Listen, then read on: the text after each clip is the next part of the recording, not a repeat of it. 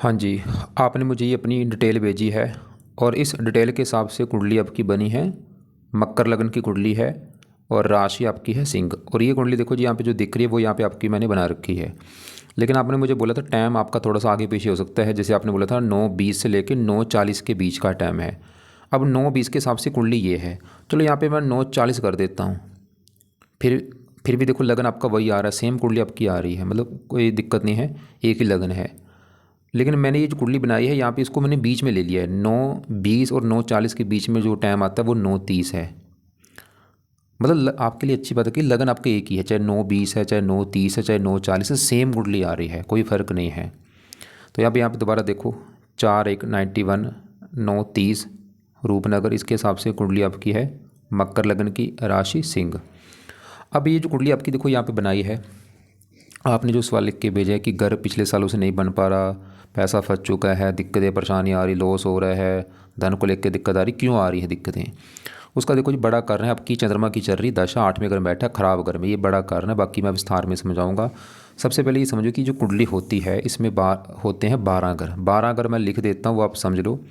ये है आपकी कुंडली में पहला घर, ये है दूसरा घर, ये है तीसरा घर, चौथा घर, पाँचवा, ये है छठा घर, सातवां, आठवां, नौवां घर, 10वां, 11वां, लास्ट वाला ये 12वां घर। अब ये जो 12 घर मैंने लिखे हैं, इन 12 घरों से आपके जीवन के बारे में कुछ ना कुछ पता किया जाएगा। जैसे कि इस पहले घर से पता करेंगे आपका शरीर कैसा होगा, हेल्थ आपकी कैसी होगी, स्वभाव, रंग रूप, पर्सनैलिटी आपकी, पहला घर देखा जाएगा। दूसरा घर आपके धन जोड़ने का है, परिवार, वाणी। तीसरा घर है छोटे भाई बहन। चौथा घर आपकी है माता, मकान, वाहन। जो आपका सवाल भी है घर को लेके, चौथे घर से घर देखा जाता है। पाँचवा घर बच्चों का है। छठा घर है खराब घर, रोग, कर्जा, शत्रु। सातवां घर आपकी पत्नी का घर है। आठवें घर से उम्र देखेंगे। नौवें घर से भाग्य देखेंगे। 10वां काम काज, पिता, सरकार। 11वां लाभ, आमदनी। 12वें घर से आपके खर्चे देखे जाएंगे। अब यहाँ पे आपने देखो जी मेरी दो बातें नोट कर ली हैं। पहली बात, ये जो मैंने 12 घर लिखे हैं, पहले तो ये 12 घर याद कर लो। और दूसरी बात, इन 12 घरों से जो कुछ देखा जाएगा वो याद कर लो। अब आप ये देखो, आप इस कुंडली में देखना क्या चाहते हैं वो घर देख लो। मान लो आपने देखना है अपने काम काज के बारे में, तो काम काज का जो घर होता है वो 10वां होता है। तो 10वें घर से काम काज देखेंगे। 10वें घर में नंबर लिखा है 7। 7 है तुला राशि, मालक बना इसका शुक्र। तो आपके काम काज के लिए हमें शुक्र को देखना पड़ेगा, क्योंकि शुक्र है 10वें घर का मालक। मान लो हमने आपकी माता के बारे में जाना है। चौथा घर है माता का घर। चौथा घर मकान का भी आपका जो घर के बारे में सवाल है, तो चौथे घर से घर आपका देखा जाएगा। और चौथे घर में लिखा है एक। एक मेष राशि, मालक मंगल देखना पड़ेगा। आपको मेरी बात समझ आ रही होगी कि जो कुछ देखना है वो घर देखना है, और घर का मालक देखना है कि मालक कौन बना है, कहाँ बैठा है, वो अच्छा है या बुरा है। अब एक बात और नोट कर लो, जो ग्रह होते हैं अच्छे बुरे क्यों होते हैं? ये जो ग्रह हैं अगर अपने घर में बैठे हैं, अपने घर में बैठ के अच्छे फल देते हैं। उच्च के बैठे हैं तब भी अच्छे फल देंगे। दोस्त के घर में भी अच्छे हैं, लेकिन अगर बैठे हैं नीच के, बहुत ज़्यादा बुरे फल देते हैं। वैसे आपका कोई ग्रह नीच का नहीं है, लेकिन ये ग्रह अगर अपने दुश्मन के घर में बैठे तब भी दिक्कतें पैदा करते हैं। तो सवाल है कि आपकी कुंडली है कैसी? आपकी कुंडली में देखो जी, शनि ग्रह है बहुत अच्छा, जो कि अपने घर में बैठा है। शुक्र भी अच्छा है, दोस्त के घर में बैठा है। राहु आपको रला मिला फल देगा, बुरा फल भी देगा ये, लेकिन अच्छा फल भी देगा। बुध अच्छा है, गुरु अच्छा उच्च का बैठा है, मंगल भी ठीक ठाक है। पर आपका बाकी ग्रह तो अच्छे हैं, बस ये मैंने बोला राहु थोड़ा सा रला मिला फल देगा, और केतु भी रले मिले फल। अब चंद्रमा ही आपको ज़्यादा बुरे फल देगा, और सूर्य भी रले मिले फल देगा। अब होगा क्या आपके ऊपर देखो जी, क्योंकि जो भी ग्रह अच्छा बुरा फल जो दे रहा है वो देता रहेगा आपको। मतलब जो ग्रह अच्छा है हमेशा अच्छे फल देगा आपको जीवन भर, बुरा ग्रह हमेशा बुरे फल देगा। लेकिन ये जो ग्रह होते हैं ना, ये अपना ज़्यादा असर अपनी दशा में देते हैं। ध्यान से मेरी बात समझो, आज भी असर आपके ऊपर सभी 9 ग्रहों का असर जो है आज भी है, लेकिन ज़्यादा जिस ग्रह का आपके ऊपर असर है वो है ये चंद्रमा। क्यों? क्योंकि इसकी चल रही है आपके ऊपर बड़ी महादशा। ये आपकी 21 में चली है, जनवरी 21 में चली है। पिछले देखो 4-5 साल हो चुके हैं, अभी 31 में जाके ख़त्म होगी। क्योंकि मैंने क्या बोला, ये जो ग्रह है ये ज़्यादा एक्टिवेट होते हैं जब इनकी चलती है दशा। और दशा होती है दो प्रकार की, एक तो होती है महादशा जो होती है बड़ी महादशा, एक होती है अंतरदशा, और ये चल रही है शनि की। चौथा महीना 25 में चली है, पिछला 1 साल हो चुका है, होने वाला है, और अभी 11 महीना 26 में ख़त्म होगी। तो आज आपके ऊपर सबसे बड़ा असर चंद्रमा का है, क्योंकि इसकी है महादशा, मतलब आपके जीवन में जो कुछ हो रहा है बड़ा कारण मैं भाई चंद्रमा को बोलूँगा। और इसका असर भी देखो कितना 80%। दूसरा असर आपके ऊपर है शनि का, जिसकी है अंतर्दशा। पिछला ये भी देखो 10 के महीने हो चुके हैं शनि की दशा चली को, और अभी भी ये 10-11 महीने की पड़ी है। एक आपके ऊपर और असर है, वो है शनि की आपकी चल रही डेया, और डेया आपकी चली है 29 मार्च में चली थी आपकी। ये भी पिछले 10 महीने हो चुके हैं। पहले मैं डेया की बात करूँ, डेया क्या होती है। डेया होती है दो प्रकार की, एक होती है चतुर्डेया, एक अष्टम डेया। आपके ऊपर चल रही है अष्टम डेया।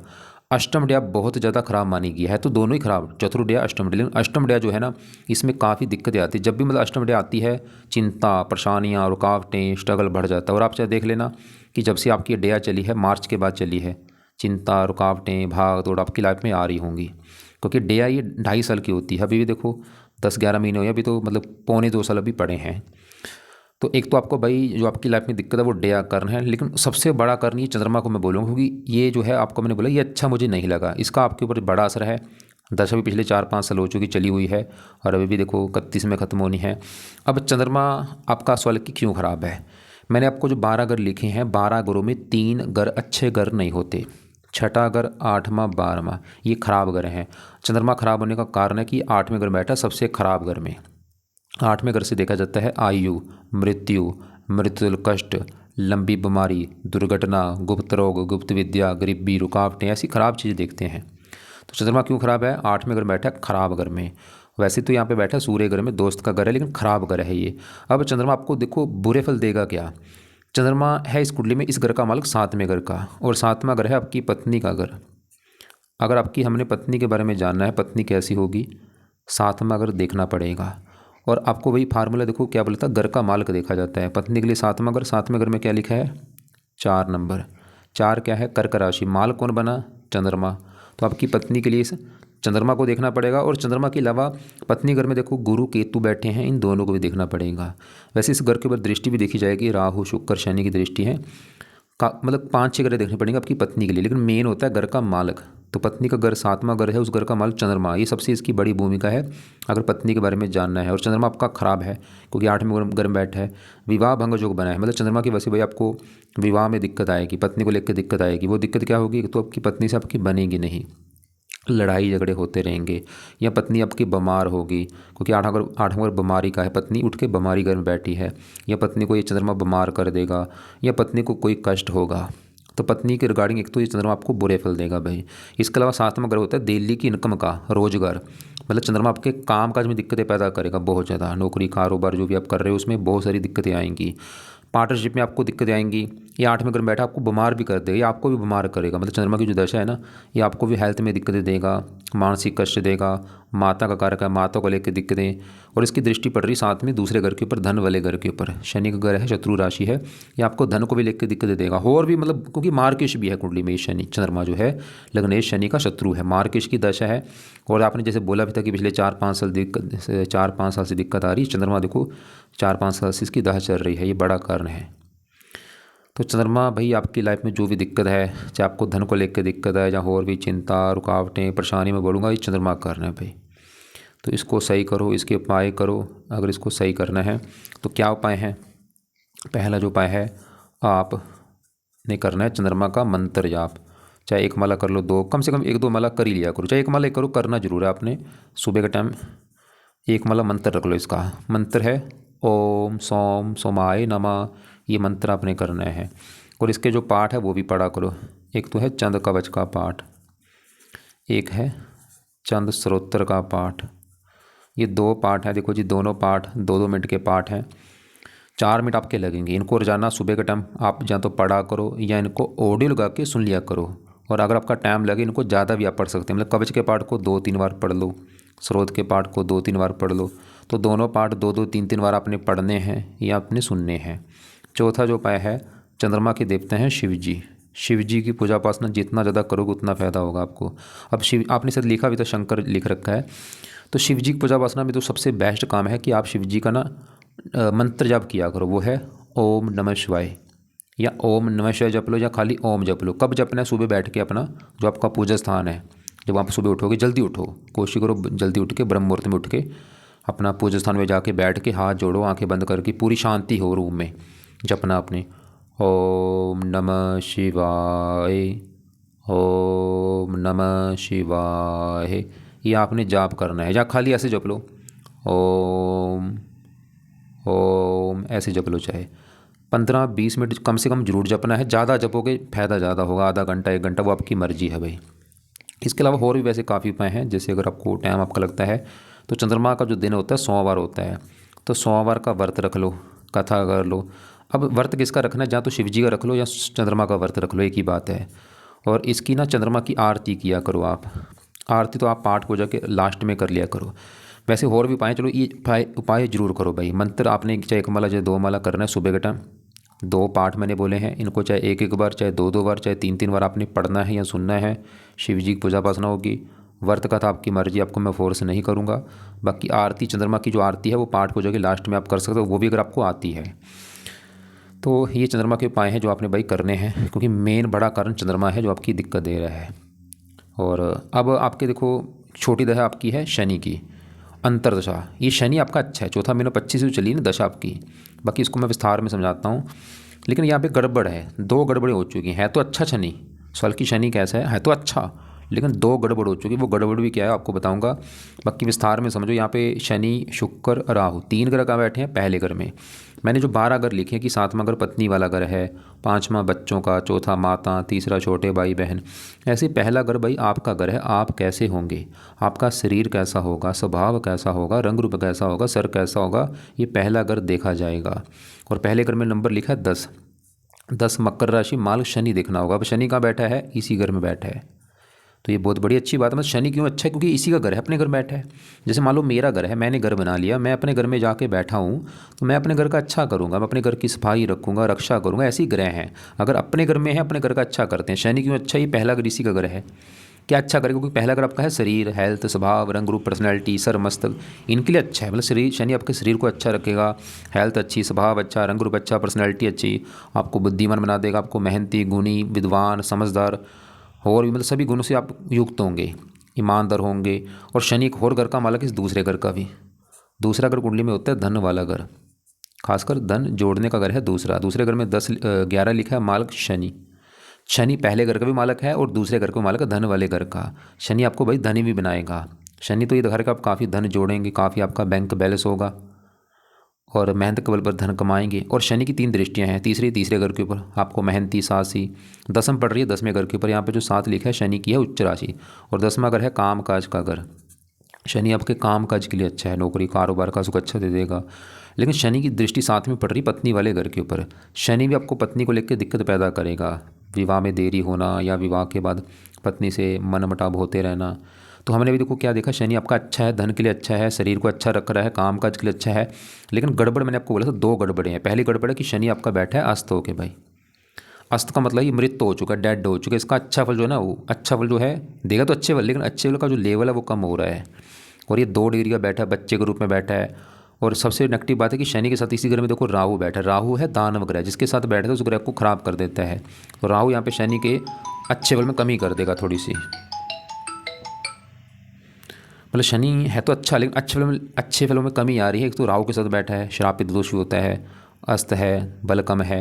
तो अगर आप चाहते हैं मैं ऐसा क्या करूं मेरे शनि के जो अच्छे फल वो बढ़ जाएं, और शनि के उपाय करने से जो फायदा होगा, इसका बल बढ़ेगा। बल बढ़ने से कब होगा, क्योंकि धन का मालक है, धन बढ़ेगा आपका।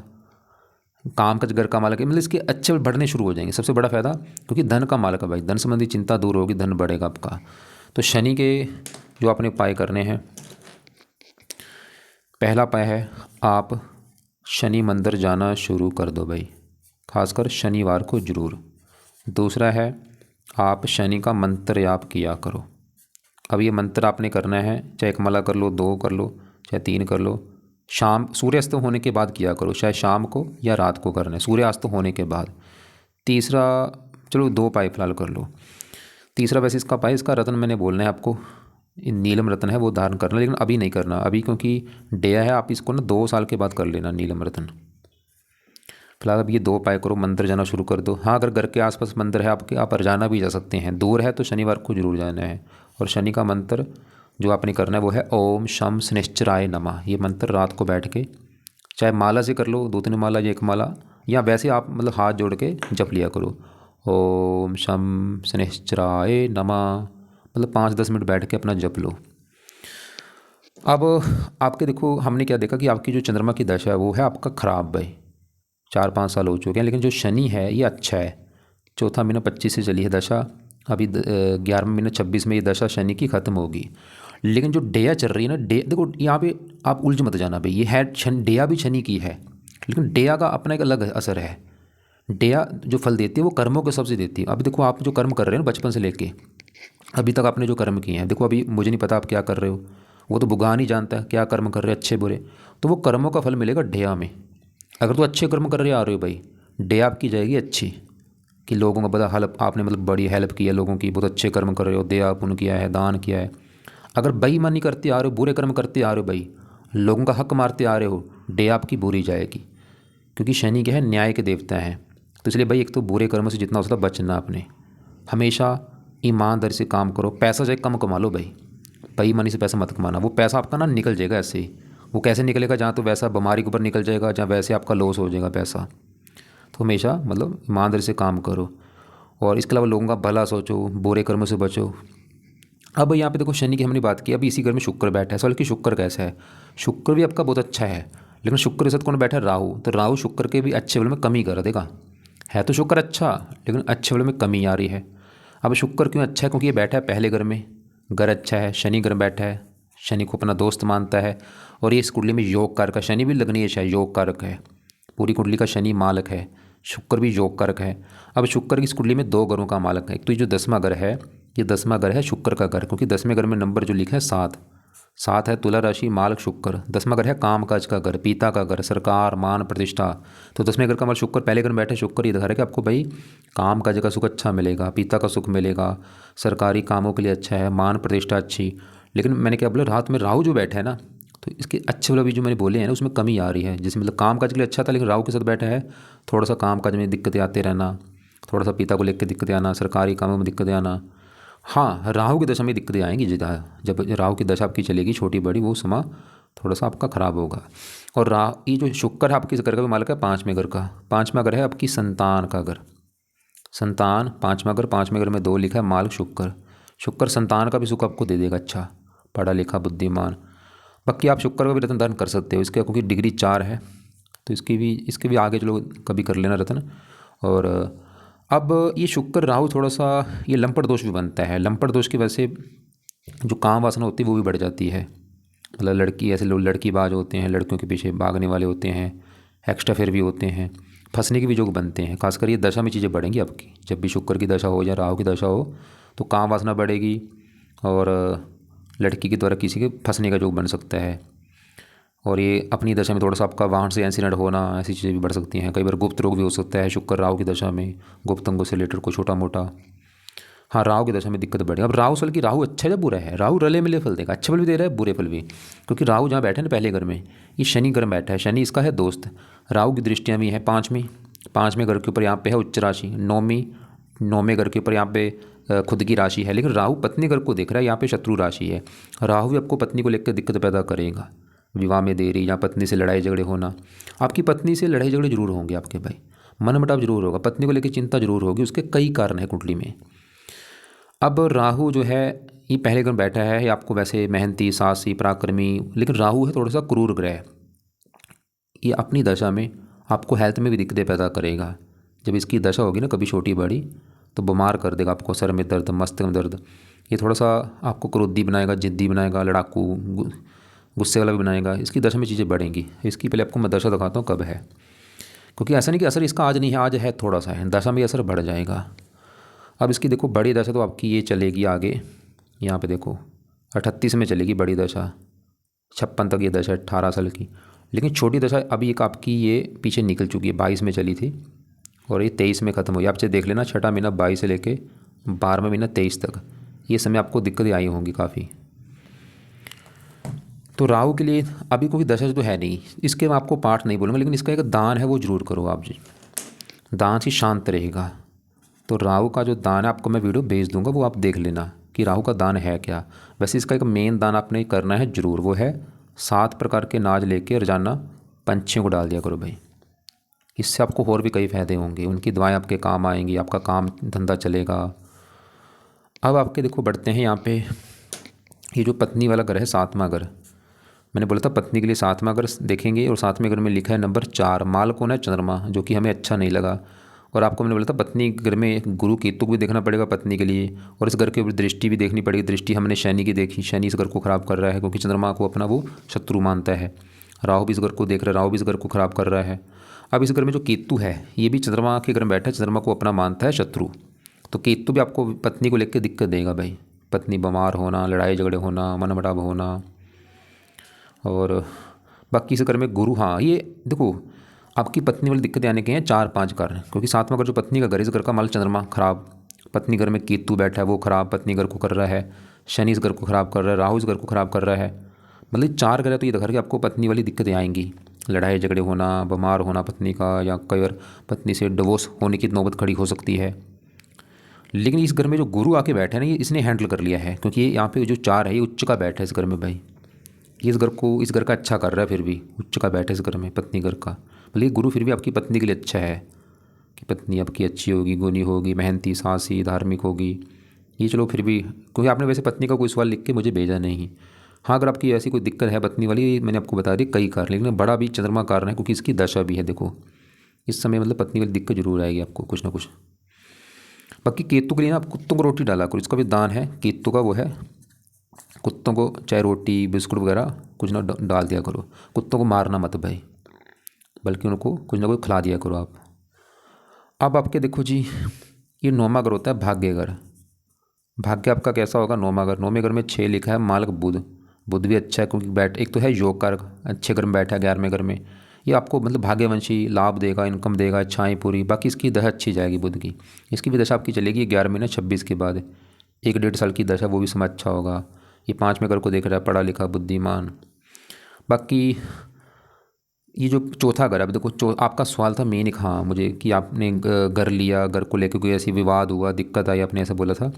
चौथा घर होता है कुंडली में, देखो माता का घर होता है, माता कैसी होगी, चौथा घर मकान का भी होता है, मकान आपका जो है घर, चौथा घर गाड़ी, भूमि, संपत्ति, जमीन जायदाद, चौथा घर देखा जाएगा। चौथे घर में लिखा है नंबर 1, मालक मंगल देखना पड़ेगा कि मंगल अच्छा है या बुरा है।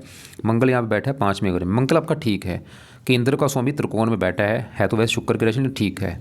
मंगल तो ये दिखा रहा है भाई आपको लाइफ में मतलब घर, मकान, वाहन, भूमि, संपत्ति, सुख मिलेंगे, ऐसी कोई दिक्कत आपको नहीं आएगी। और मंगल आपके संतान घर में बैठा है, संतान के लिए अच्छा है, पढ़ा लिखा, पुत्र का योग लेके बैठा है। और मंगल इस घर का भी मालिक है 11वें घर का, जहाँ ये 8 लिख रखा है, मालक मंगल। 11वां घर होता है लाभ का घर, लाभ, आमदनी, इच्छा पूर्ति, 11वें घर से। 11वें घर का मालक मंगल अपने घर को देख भी रहा है। और ये चीज़ उठ के चलेगी संतान घर में, मतलब संतान होने के बाद भी आपको भाई फायदा होगा। संतान जब आपकी होगी, आपकी इनकम बढ़ेगी, लाभ बढ़ेगा, इच्छाएं पूरी होंगी। लेकिन मंगल ना यहाँ पे आपकी, हो सकता है आपकी पत्नी का 1-2 बार गर्भपात हो जाए। और चौथा सुख पद संतान, संतान होने के बाद आपको सुख मिलने शुरू हो जाएंगे। या आपकी संतान आपको सुख देगी आगे जाके, आपने इसे लिखा भी था, मतलब आपके बच्चे आपको सुख देंगे। बच्चे होने के बाद भी आपको फ़ायदा होगा, और वो आगे जाके भी आपको फ़ायदा देंगे, उनसे आपको लाभ होगा, इच्छाएं पूरी होंगी उनके द्वारा आपकी। बाकी देखो जी, ये जो 8वें घर में 5 लिखा है, इसका माल सूर्य यहाँ बैठा है 12वें घर में, ये भी थोड़ा सा अपनी दशा में दिक्कतें देगा। इसकी वैसे दशा इसकी चंद्रमा से पहले आपकी निकली है, रले मिले फल देगा। वैसे उम्र के लिए अच्छा, लेकिन ये थोड़ा सा अपनी दशा में सरकारी कामों में दिक्कतें आना, आँखों में दोष होना, पिता को लेकर दिक्कतें आना, मान हानि होना, खर्चे बढ़ना। चलो इसकी वैसे अभी दशा निकल चुकी, इसके तो उपाय रहने दो आप। तो हमने पूरी कुंडली में क्या देखा कि आपकी कुंडली में शनि अच्छा है, शुक्र अच्छा है, गुरु अच्छा है, मंगल अच्छा है, बुध अच्छा है।